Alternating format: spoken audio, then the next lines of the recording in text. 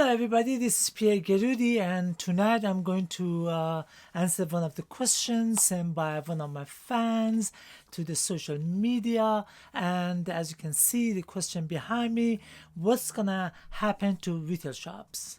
So we know already that some retail shops are eventually gonna close. So the question comes from that idea, and some people are maybe working in the retail shops, so they want to find out what's the future in the retail shops. So some of the shop naturally gonna struggle to come back.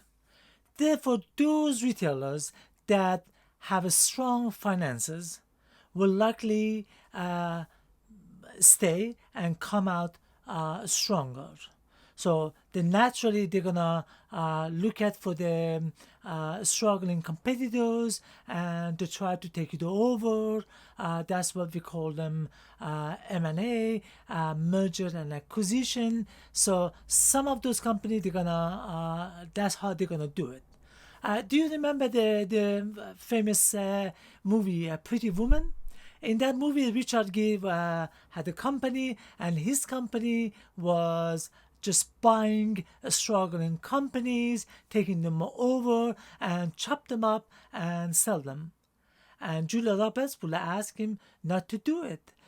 Try to rebuild them rather than destroy them. Of course, because some of these companies they have a lot of assets, and those assets was worth more than the company.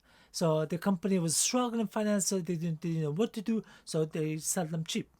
So that's what's going to happen, and that's why the sharks, those who are stronger in the ocean, they will look for a weaker fish. They're looking for prey. So opportunities will start rolling in few weeks, and it's gonna take several months to merger and acquisition deals happen. It just take time. Every company they have to look at the financial statements and see what are the how much they owe and how much the company was. So that's what they're gonna try in general to do. So they have some of these company. They are private equity groups or well capitalized players. It could be even hedge fund to private investors or even big companies. They will try to do the same thing. And that's how the merger and acquisition will unleash, and you will see a lot of activities. Actually, already started. Behind the scenes, there are some activities based on the Boston Consulting Group and McKinsey Consulting Group. Both are reporting that there are activities behind the scene, behind the closed doors. They're looking for the situation of some of the companies because they are weakened and they can survive unless these companies naturally go ask for the government or they go with a competitor and merge with them so they can both survive or just simply file for bankruptcy.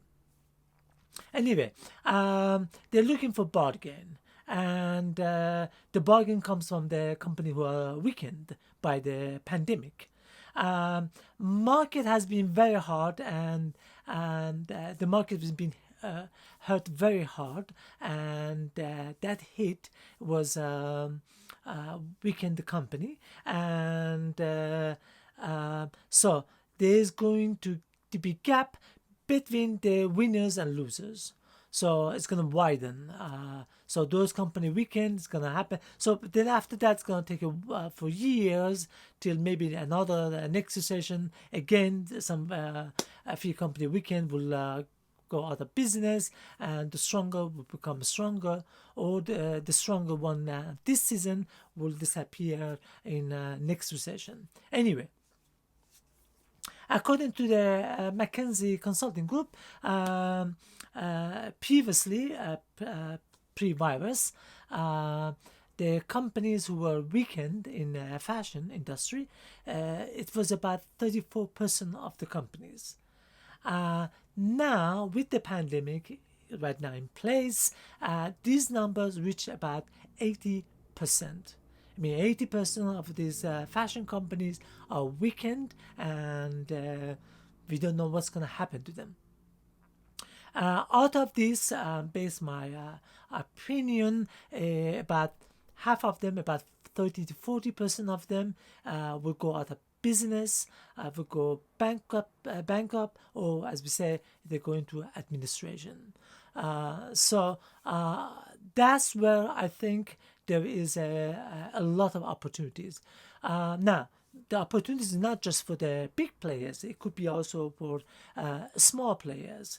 Right now, opportunities are for, let's say, Amazon, Walmart, Targets, any groups, financial groups. They own a lot of retail shops, so they know what to do it, and they will come out of this pandemic stronger.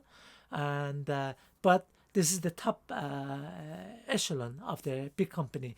There are also mid-sized companies and also small companies. Even young designers, they can look for shops if they want to open the shops, or look for companies. Even they with a low amount of money from 10,000 and up. It depends what you're gonna get.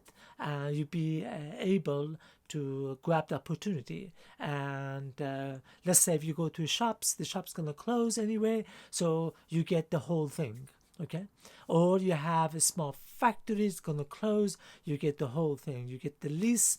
Of course, you negotiate the lease, and you get the sewing machine and all other tools that needed to operate a sewing factory.